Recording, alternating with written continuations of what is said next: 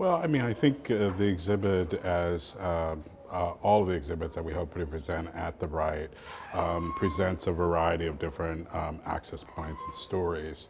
This one happens to be grounded in Jefferson's Monticello, but it talks about everything from the Sally Hemings story, the enslaved people of Monticello, the artisans that created it, and then also gets into the issues of Jefferson's paradox, as they call it, in the exhibit of having tried to reconcile in his mind how it was that he had 600, 900 enslaved people, and yet also is the author of the Declaration of Independence. So, you know, the exhibit, I think, for us, just allows us, you know, the exhibit is just a starting point for the discussions that we have at the Wright.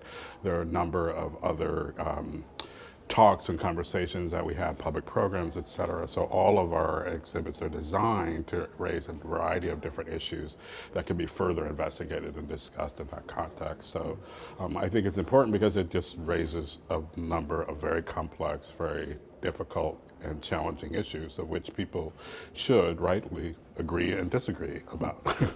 Right. So Dr. House, before we get to your point of view here, I want to note that you were unable to even go into the exhibit because you feel so strongly about your objections to it. So tell us what that objection is. It's not just my objections, it's the fact that our coalition is actually boycotting this exhibit.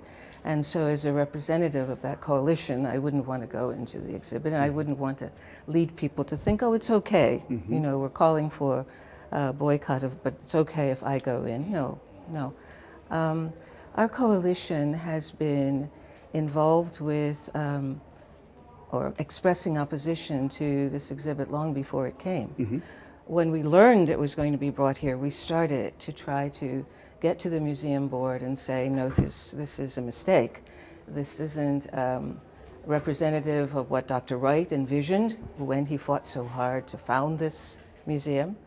And we felt that it was a really sad use of limited museum funds to invest in bringing this museum. We think that this exhibit, we think the exhibit seeks to falsify the reality of slavery on the Monticello plantation by sort of wiping out all of the terror and violence that would have been necessary to keep 600 enslaved people working and laboring from sun up to sundown. We know that our people were ingenious, that they were creative, that they invented things, that they learned ways to endure the hardship, right?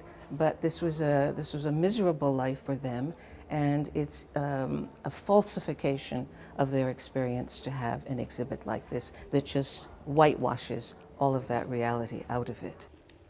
So I've been thinking about the year 1619 since I first came across that date in high school. And I was reading a book called Before the Mayflower by Lerone Bennett. And I just remember being shocked that people of African descent had been here that long and that slavery began that long ago, because we were never taught that.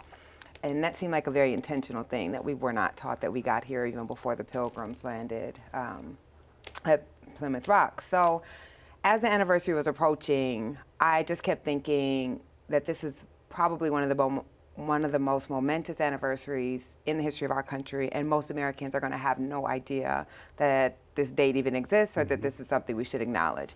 And I decided to pitch a project at the Times where we would kind of force that acknowledgement, but also that we would draw the very direct connections between the decision to engage in slavery and modern America, and really make the argument that nothing about our modern society, almost nothing, has been left untouched by that decision. Yeah, I mean, and that really is, I think, one of the sort of cardinal achievements of this project, is that it shows in so many different ways how slavery continues to influence the way we live now, and that's not an uncontroversial idea. There are a lot of people who want to say, look, that was 400 years ago. We got rid of slavery more than 150 years ago.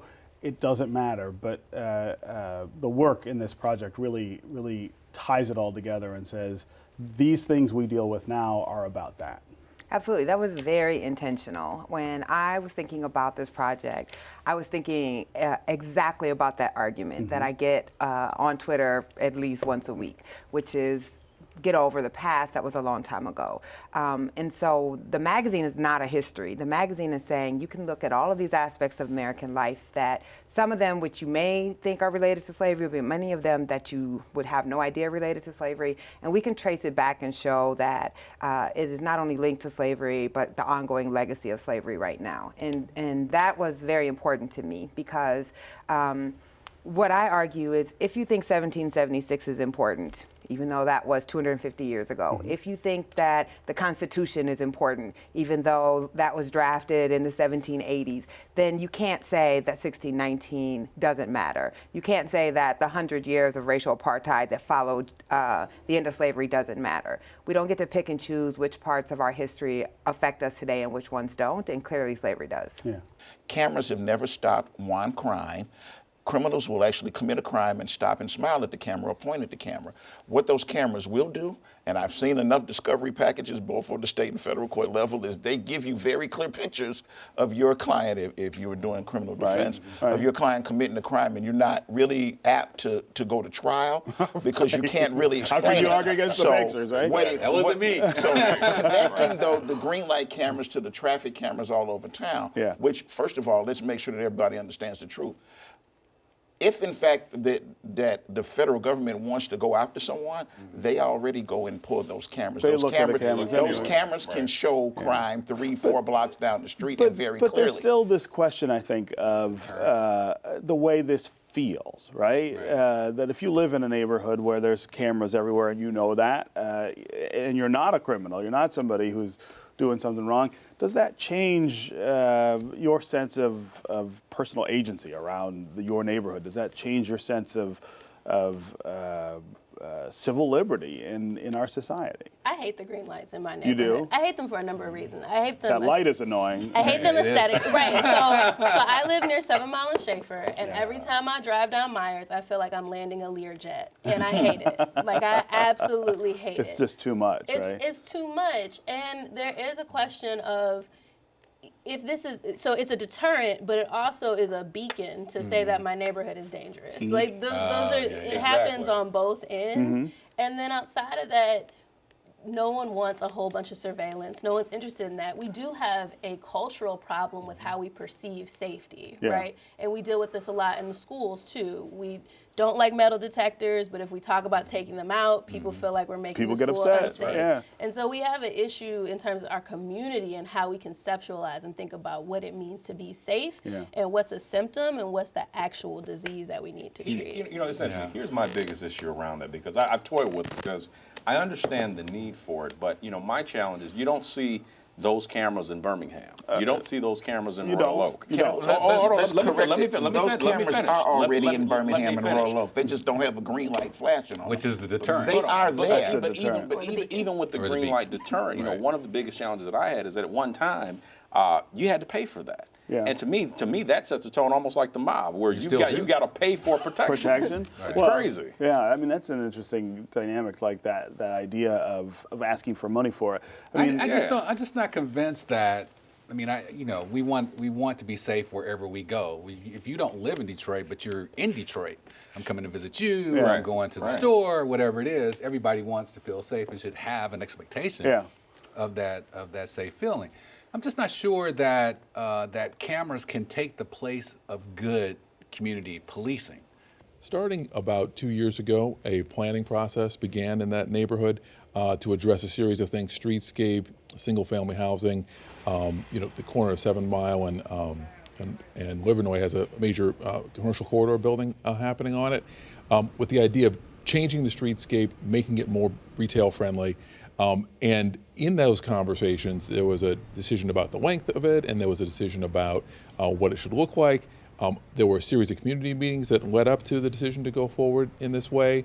And I think, frankly, there was a gap between the end of the conversation about what it would look like and the engagement of business owners about what they were going to experience during the construction. What we ended up coming up with were sort of two basic principles. One, there needs to be a relatively small dollar grant money available immediately. And then, so we began to host these events called Livernois Soups. They're based on the Detroit Soup model that Bill Institute has, where there's a pitch competition effectively, but we made every person who competed a winner in some way, and the host got grant funds. This is a way to get people out on the street as well as providing grant money. And so the second piece was a loan and grant combination. So businesses are eligible for up to $20,000, of which only $8,000 has to be repaid. The other $12,000 is a grant. So what was your understanding of what was going to happen before this happened? What was your understanding of how disruptive this was? Well, I have to be candid. I didn't get much information at all. I walked into my business and saw a bulldozer in front of my doors as I'm opening up. And I had to ask the construction person, what are you doing? And he says, well, we're going to rip your streets up here. And I said, wait a minute. When did this project begin? And so then at that point, I was engaged in the process very deeply. Then I went to seek out to see exactly what was going on and figure out what happened. Votes were taken, votes were made. And so, again, those things are water under the bridge for me. What I have at Bakers is an institution. And so in that institution, I'm trying to be the steward and make sure that it stays relatively close to what it has been for 85 years. And so my job is to figure out now, with this situation happening, how can I now maintain and keep my doors open? It's certainly been a huge impact. We're happy that the city has taken the approach to make things better with the SOUP program, along with the grant program / loan. So we're happy with the progress, but again, there's still a lot more that has to be done because it's such a huge impact that we've all experienced. For me, as an example, we're not just your average restaurant where we can cut costs and cut corners. Because we're a white tablecloth fine dining restaurant, we have to be polished and at the best of our game every single day.